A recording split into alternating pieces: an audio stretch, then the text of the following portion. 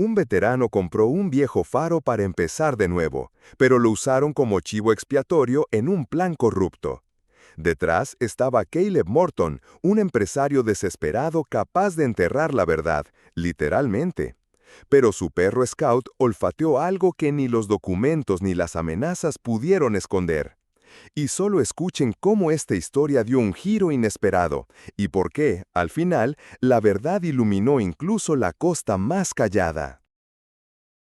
Cuando Ethan Walker bajó del viejo camión oxidado con su mochila al hombro y a Scout pegado a su pierna como una sombra fiel, no traía grandes planes. Solo un sueño modesto, silencio, brisa del mar y tiempo suficiente para recomponer lo que quedaba de sí mismo. Había dejado atrás el ruido del mundo y el faro de Point Ashby, descascarado, inclinado, olvidado por todos excepto por las gaviotas, le pareció un lugar digno para desaparecer con dignidad. No buscaba aplausos, buscaba calma. El faro lo había comprado casi a ciegas.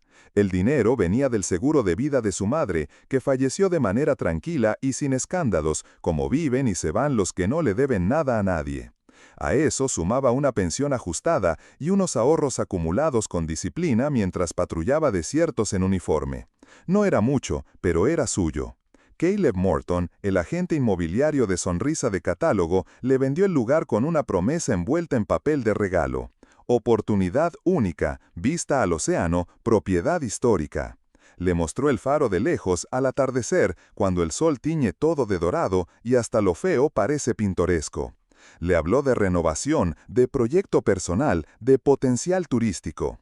Ethan, que no entendía de cláusulas legales y confiaba aún en los apretones de manos, firmó sin notar una línea oculta entre tecnicismos, sería responsable de cualquier riesgo ambiental anterior a la adquisición. Lo notó tarde, una semana después de instalarse con Scout, sin agua potable, con las ventanas rotas, con el viento marino soplando como alma en pena a través de los marcos oxidados, llegó la primera carta oficial. Una multa de $10,000 por residuos no clasificados en zona costera protegida. Ethan, que jamás en su vida había tirado ni una lata al suelo, se quedó mirando el sobre con la misma cara con la que uno recibe una traición que no duele por el golpe, sino por lo absurdo. La noticia se regó rápido en el pueblo. Ashby Point no era exactamente Nueva York, y cualquier cosa que se moviera diferente era entretenimiento. En el diner local, un lugar de mesas pegajosas y café aguado, los clientes habituales empezaron a llamarlo con burla el tonto del faro. Algunos grabaron videos desde sus camionetas, señalando los tablones colgando de la torre mientras se reían. «Miren eso, parece que va a volar».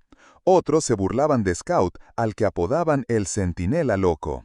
Las redes sociales hicieron el resto, clips, comentarios, emojis. A nadie le importaba que Ethan fuera un veterano.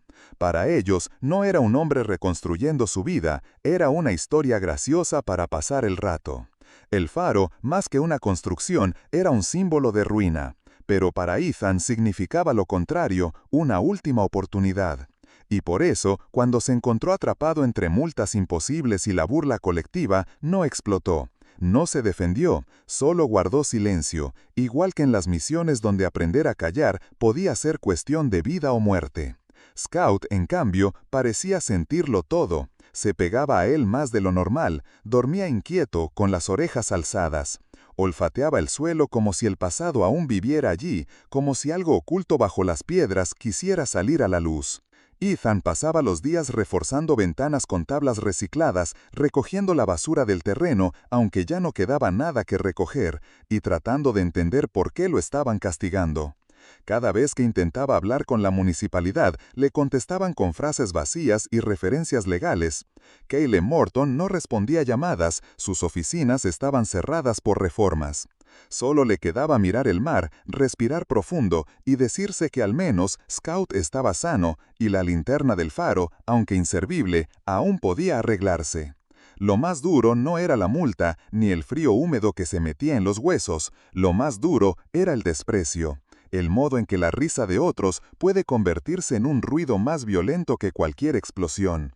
Y sin embargo, Ethan resistía. No porque no doliera, sino porque había sobrevivido a cosas peores, porque, aunque nadie lo supiera aún, el faro tenía secretos, y Scout estaba a punto de encontrarlos. Ethan Walker nunca se creyó víctima, ni héroe. Era un hombre práctico, de esos que saben cuándo hablar y cuándo observar. Había visto suficiente del mundo para entender que las cosas no siempre son lo que parecen, y que a veces el enemigo no lleva uniforme ni bandera, sino traje planchado y sonrisa pulida. Desde que había llegado al faro, algo en el ambiente no cuadraba.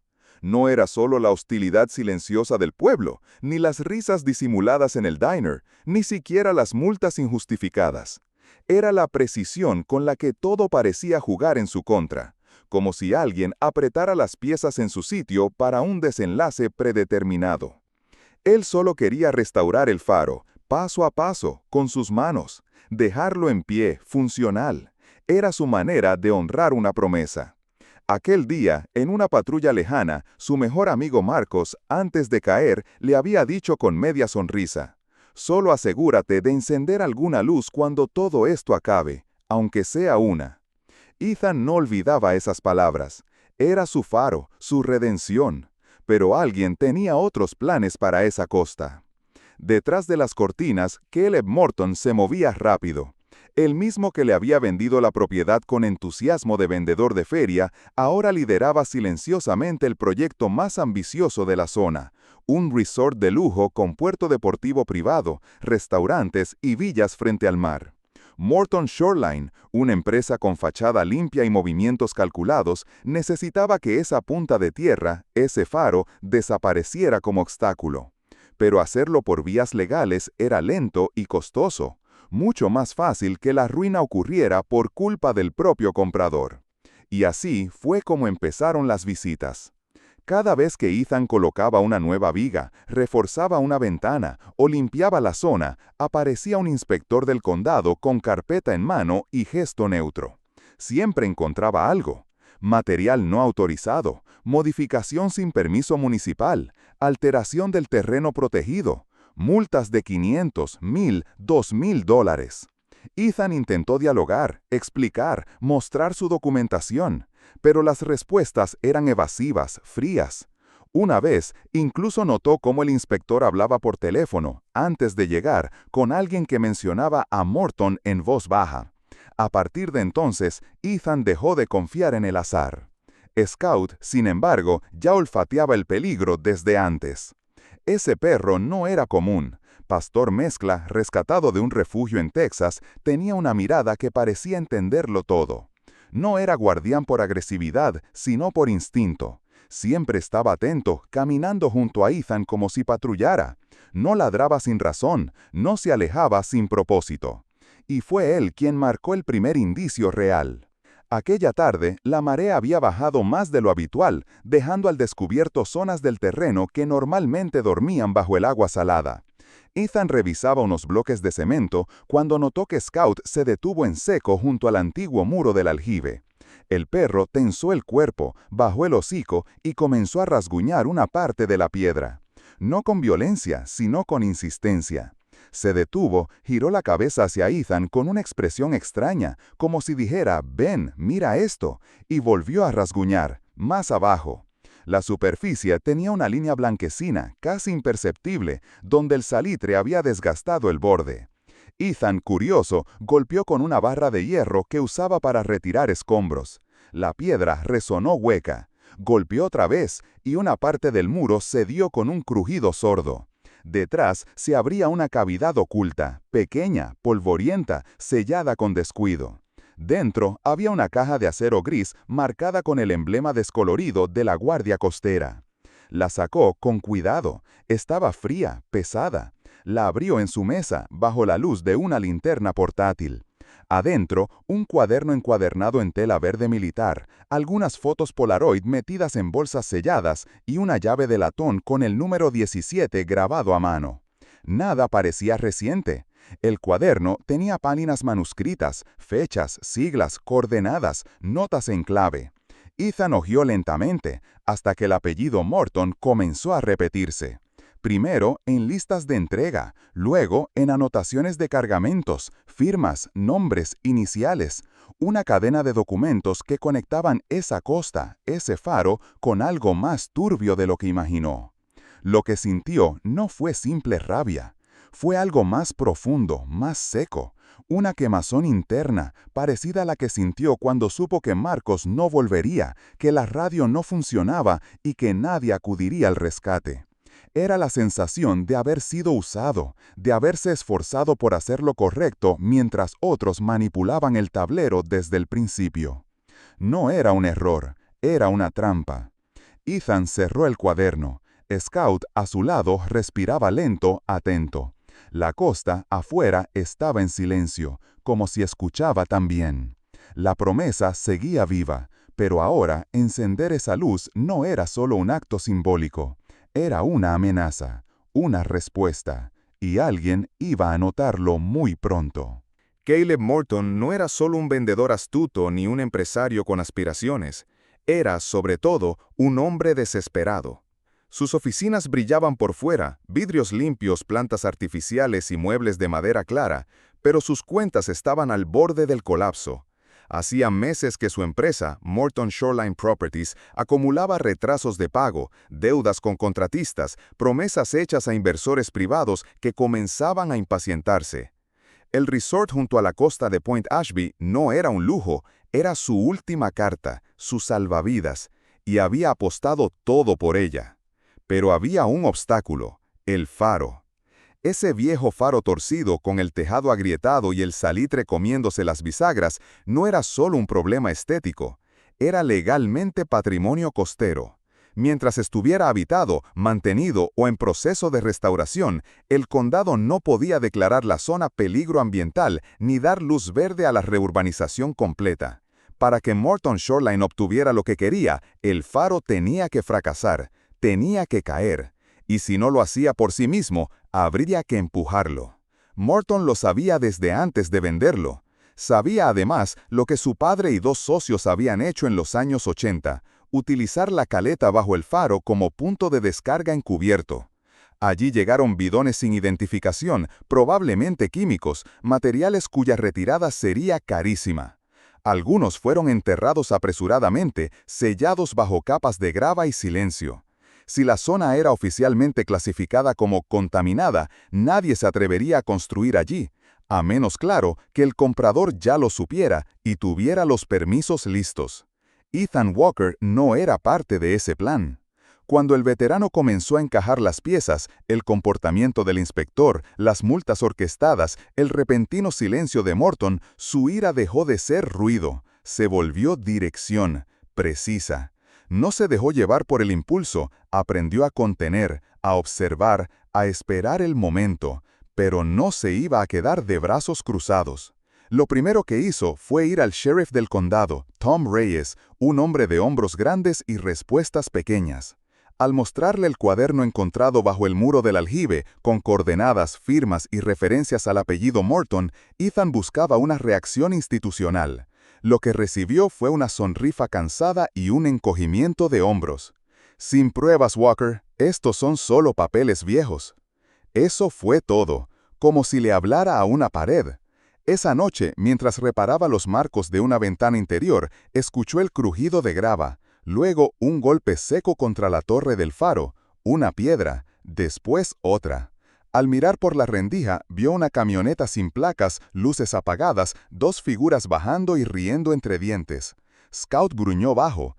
Ethan le indicó silencio con un gesto firme. No encendió las luces, no salió, apagó su linterna, esperó.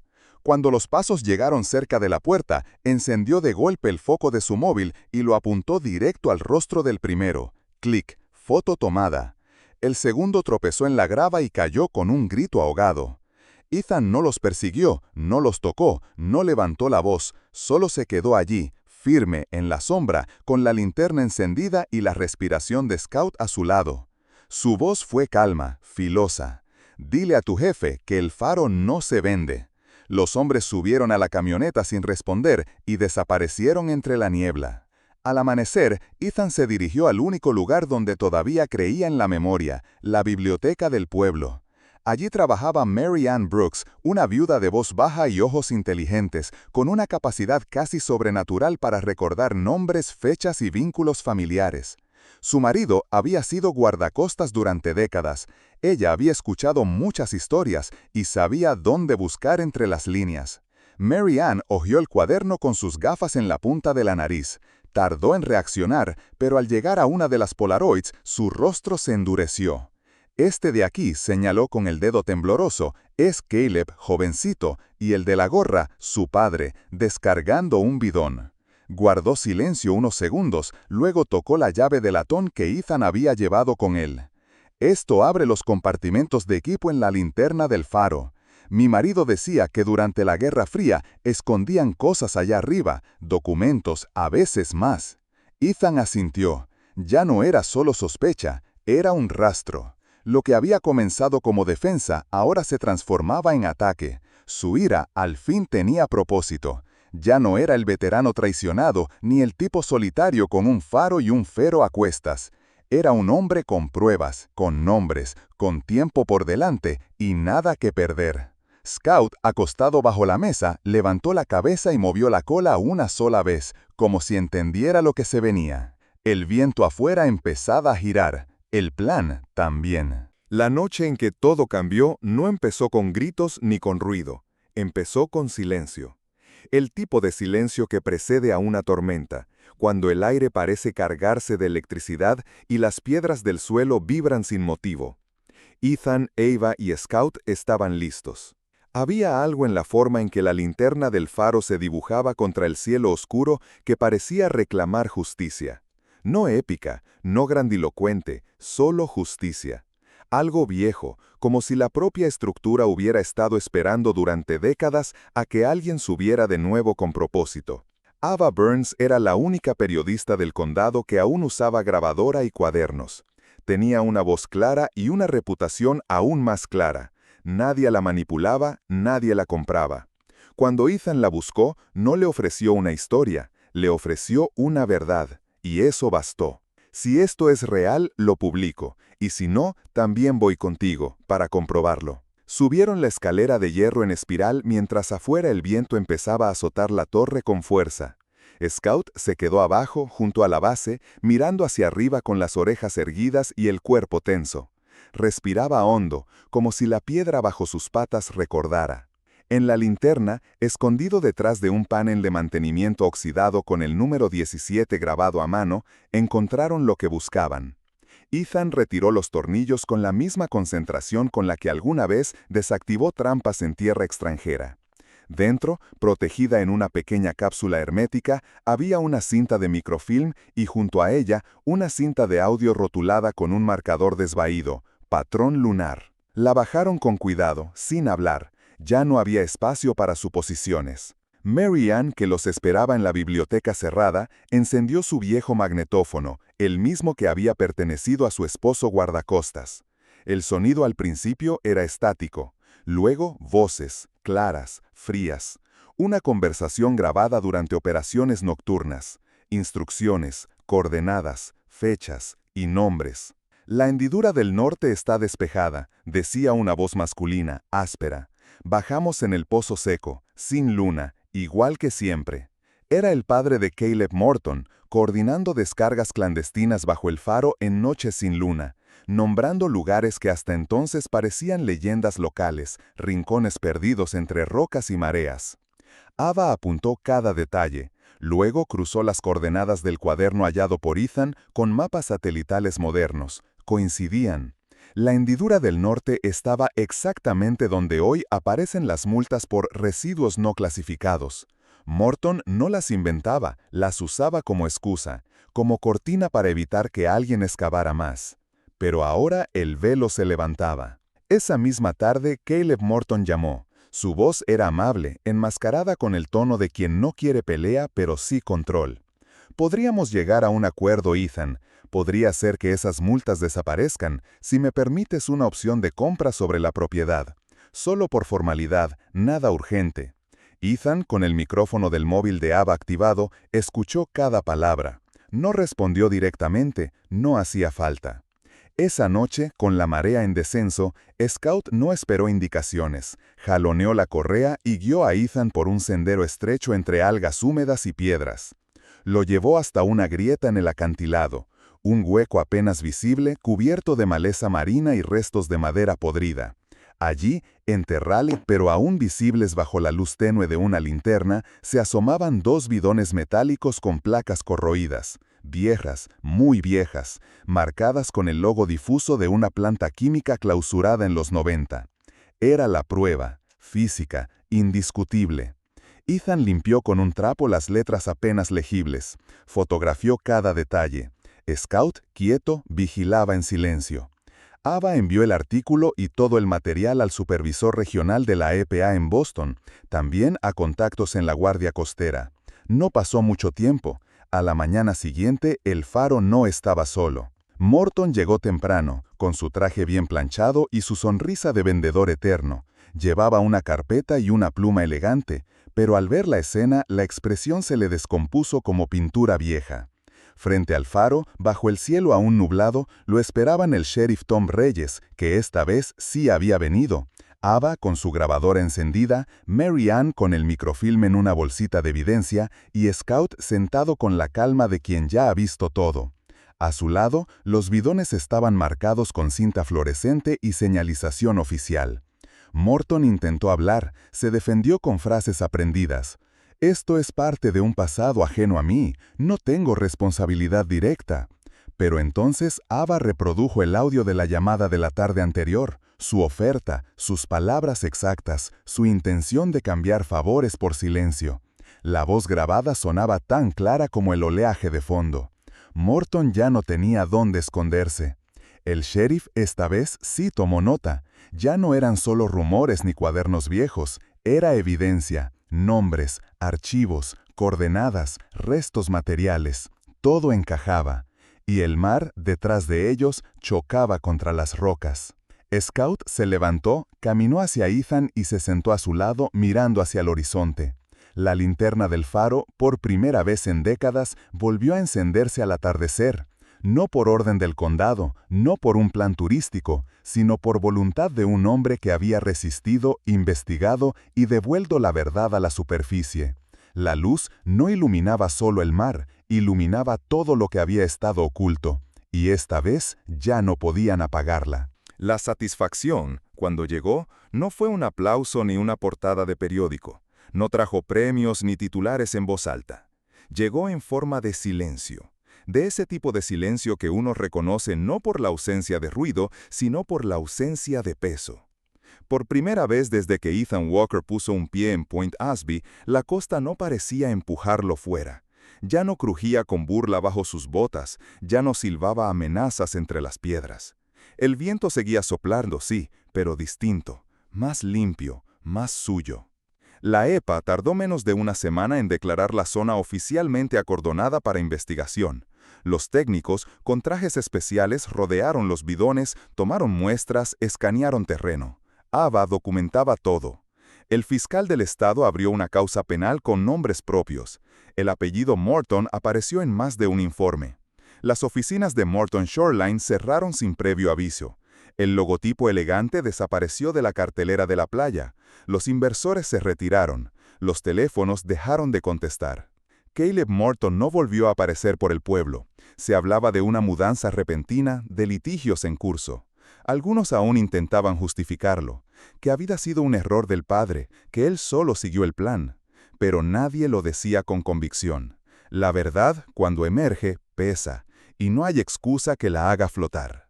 El sheriff Tom Reyes, que durante semanas había evitado tomar partido por miedo a quedar como un tonto, llegó una mañana a la escalinata del faro.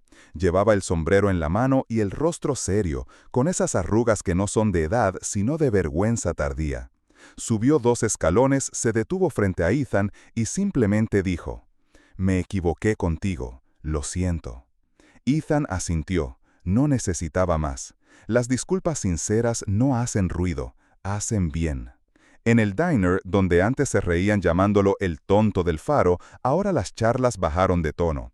Los mismos que grababan videos para burlarse fueron los primeros en poner dinero en una lata metálica con un cartel escrito a mano: «Para la limpieza del faro».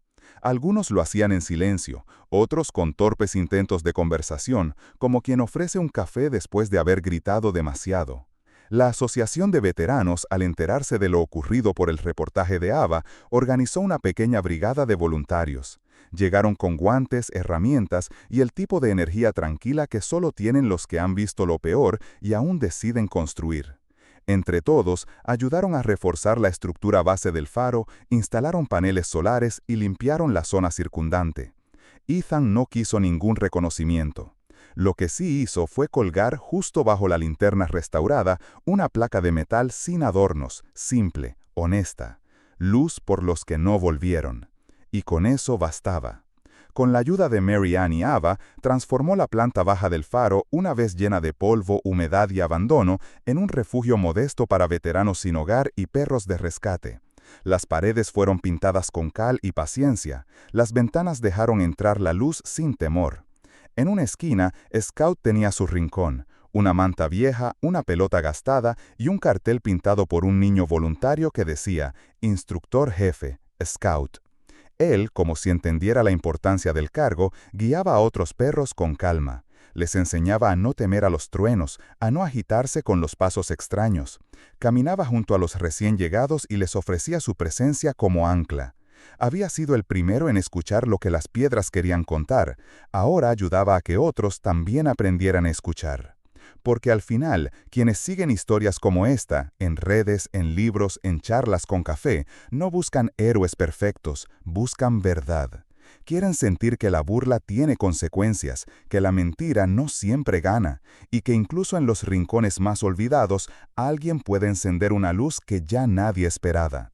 Y también quieren entender algo más profundo, que todos, incluso los que se equivocan, los que traicionan, los que callan por miedo, como Morton, como Reyes, tienen motivaciones humanas.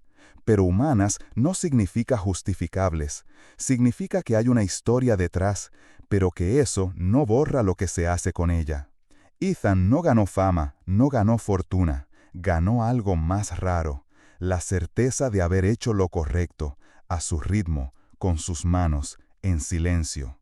Aquella noche, cuando el faro se encendió por primera vez en más de 20 años, nadie dio discursos, nadie lanzó fuegos artificiales. Pero los barcos cercanos, al ver la luz firme recortándose contra la oscuridad, hicieron sonar sus bocinas, una, luego otra y otra, como un eco que se multiplica en gratitud. Ethan se quedó en la linterna, de pie, con la mirada perdida en el horizonte. Apoyó la mano sobre el cuello de Scout, que se acomodó a su lado como si supiera que ese momento no debía romperse con palabras. La costa, por fin, callaba, pero su silencio decía todo.